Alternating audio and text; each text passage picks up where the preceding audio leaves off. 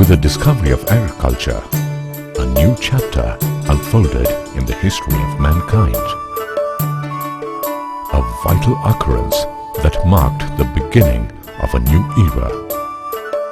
His nomadic lifestyle came to an end as his continuous search for food was no longer necessary. And at the center stage of this revolution was nature. Mother Nature, the benevolent, and, at times, the violent. A power which ancient man learnt to appease and keep in good spirits, invocating her benevolent blessings, averting her violent vagaries.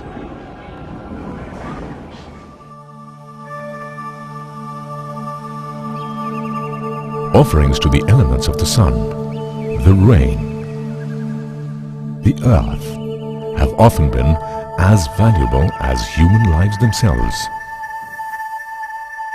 With time, these ceremonial offerings have become symbolic and attain the status of a ritualistic celebration in most agricultural societies all over the world. And India is no exception.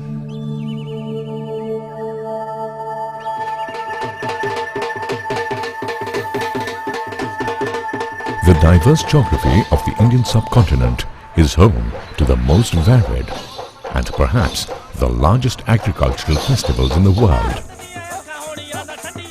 They come in myriad colors, shades and forms to celebrate every occasion in the agricultural cycle of various crops throughout the year. The irresistible smell of wet earth heralds the onset of the monsoons. Pregnant with a new harvest, the parched soil quenches a thirst, and greenery embraces the earth with a promise of new life. It is no wonder then that the monsoons are celebrated across India with various festivals.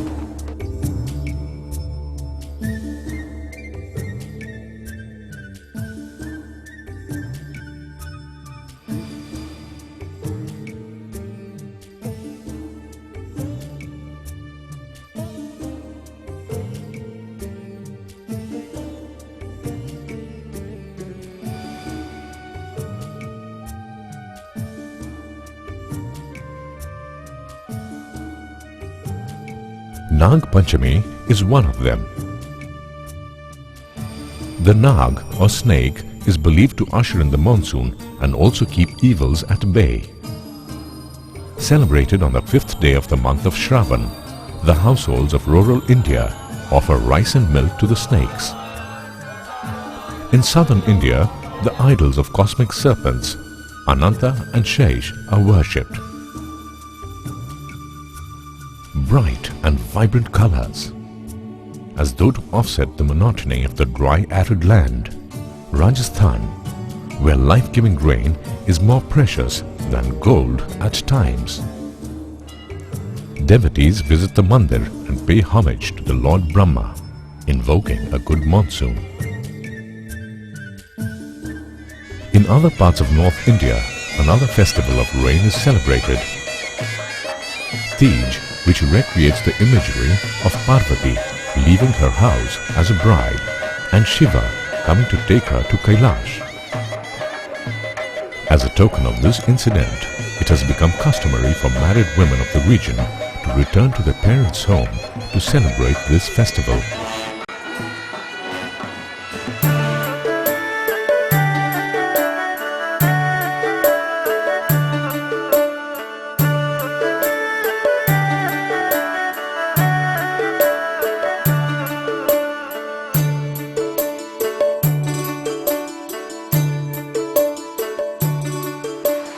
As the rains come down, it's time for business.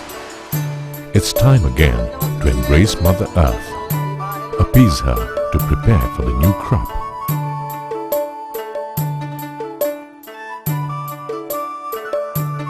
Basant Panchami marks the beginning of the agricultural season every year. The 5th day of the month of Magh, Basant Panchami, also known as Sri Panchami in Bihar and Orissa, is an ancient festival to worship the plough, the primary tool of farming. The plough is decorated with rice paste and vermilion and is placed on the ground, coaxing Mother Nature on the first step towards the golden harvest.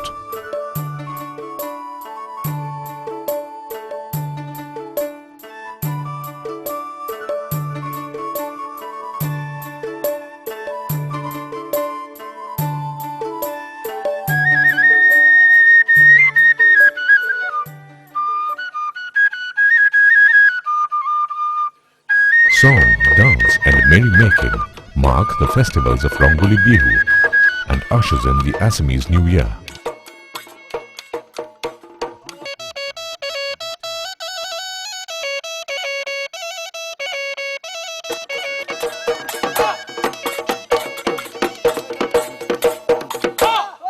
Kati Bihu, indicating completion of the sowing and transplantation of paddy saplings, is celebrated in mid-October. Offering prayers for a successful crop, earthen lamps are lit in the fields.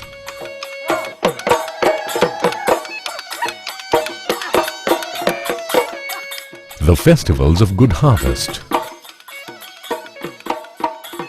Bhogali Bihu in Assam, Nobanno in Bengal, Baisakhi in Punjab, Onam and Pongal in South India.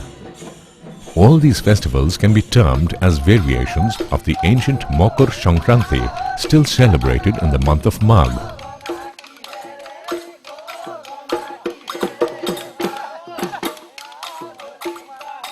Bhogali Bihu in Assam is celebrated in January. Following the harvest, temporary thatched houses called Bhela Ghar are built on the fields.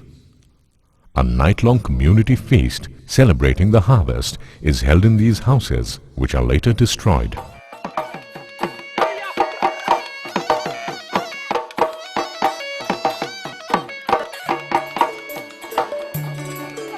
The month of Poush in Bengal is known for the Nobanno festival.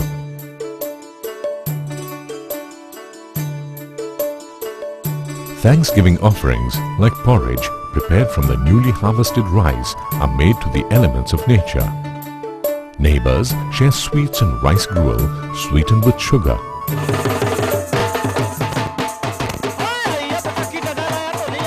Ecstasy fills the air. Strikingly colorful clothes and jewelry adorn the men and women as they perform the Bhangra and Gidda dances respectively. Baisakhi, the harvest festival of the Rabi crop, is in full swing as the Rabi crop stands proud and tall in the fields, ready to be harvested. Baisakhi, a festival where the people of Punjab express their heartfelt thanks to Mother Nature for yet another bountiful harvest.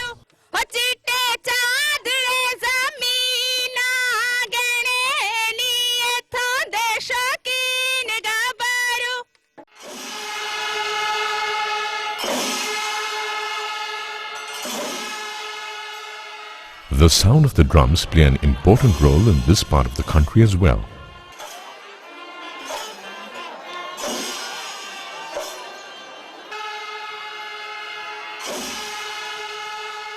Welcoming the great King Mahabali every year to the festival, which is celebrated in Kerala for 4 days. Onam, yet another harvest festival. As a symbol of welcoming the king for the joyous occasion, the houses are cleaned and decorated with rangolis and flowers. Here, Bali signifies the harvest and Mahabali means good harvest. Onam, the harvest festival where legend and myth go hand in hand with reality. Celebrated over a period of 3 days, Pongal is yet another harvest festival of South India. Pongal literally means a dish of sweet rice, which is prepared for the occasion. The first day of Pongal is the Bhogi Pongal to honor Lord Indra, the rain god. The second is called Suri Pongal, dedicated to the sun god. And the third is Mathe Pongal, the festival of cattle, the often forgotten contributor of agricultural societies.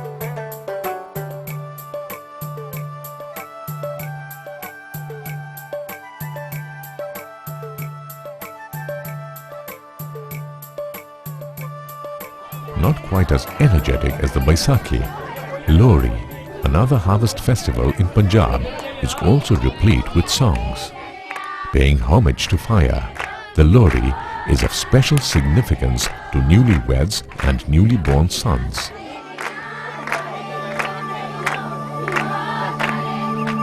While some hold the god of fire in reverence, others look up to the sun god.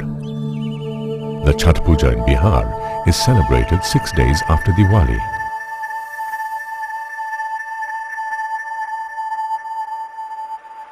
During the Chhath Puja, thousands of devotees gather on the banks of the Ganga to pay homage to the sun god. Prayers are conducted for the welfare and prosperity of their families. Choicest pickings of the bountiful harvest, the most apt offering to the sun god. A ritual carried out by married women after a 2-day fast.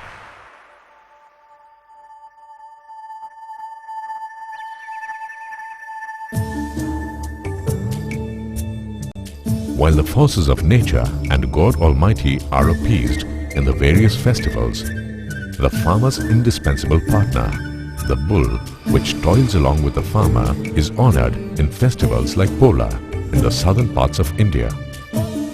On the new moon day of Shravan, Pola is celebrated in appreciation of the services of the bull. They are washed and decorated and served with special food.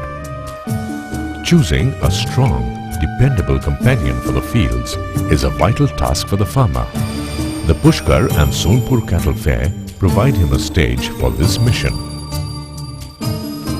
Perhaps the largest and the most ancient in India, these fairs attract farmers from all over the country to choose their partners in exploiting the resources of nature.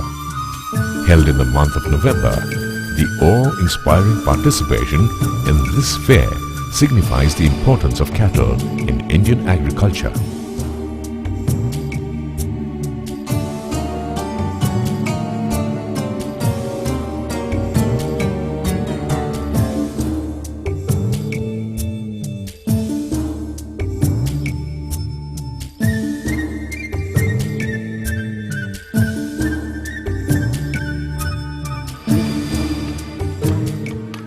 Another interesting aspect of the Indian farmer's life is the Tulsi plant. The plant, with multiple medicinal values, is almost a must-have in every farming household. Steeped in legends and mythology, its qualities are symbolized in the festival of Tulsi Vivaho.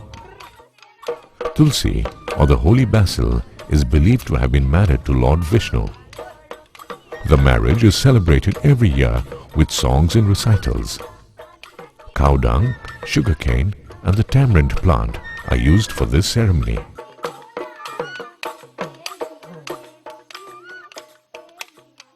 Ancient farmers believed that crops contained spirits, which caused the crops to grow and die. They believed that the spirits would be released when the crops were harvested. Once the grain was threshed, the plants with the spirits in them were to be burnt, lest they took revenge on the farmers who harvested them. The basis of this belief is yet to be fathomed. In most agricultural festivals of India, the cycle of eternal creation and destruction is manifest. On the one hand, it is a symbol of the victory of good over evil, and on the other, it is also an expression of the joy of living and harmony with nature.